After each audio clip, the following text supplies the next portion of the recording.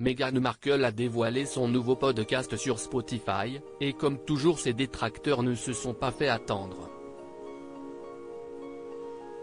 Alors qu'ils ont d'abord reproché à la duchesse de Sussex une apparition surprise, faussement naturelle, la femme du prince Harry arborait les cheveux au naturel, sans make-up et avec Archie sur le genou en pleine réunion Zoom. Désormais, on lui reproche d'avoir inventé une terrible histoire.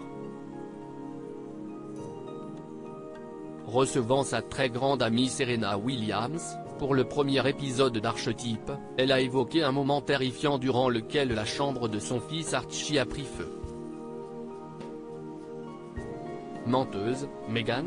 Certains commencent déjà à pointer du doigt l'ex-actrice pour avoir quelque peu arrangé sa version des faits.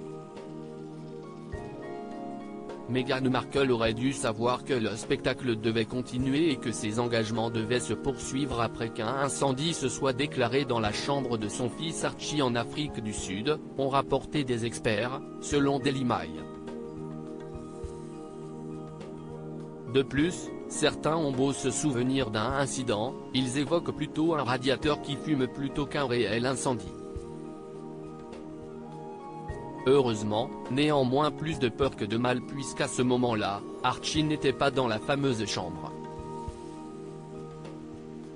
L'agenda du couple Sussex aurait été modifiée, en cas d'incendie mais ce qui a tendance à agacer les experts, si est que Meghan Markle s'est plainte d'avoir dû continuer à assurer ses engagements lors de ce séjour officiel en Afrique du Sud avec son époux le prince Harry. Si est désagréable à entendre, mais en tant qu'actrice, ne sait-elle pas que le spectacle doit continuer ? S'est interrogée Angela Levin. Selon eux, en tant que membre de la famille royale, le couple aurait eu le dernier mot sur la poursuite de ses participations. Si une annonce avait été faite au sujet d'un réel incendie qui aurait affecté de près ou de loin Archie, le calendrier du couple Sussex aurait selon eux tout de suite été modifié. Une nouvelle histoire qui a eu le don de faire sortir de leur gonds les innombrables détracteurs de la belle-sœur de Kate Middleton.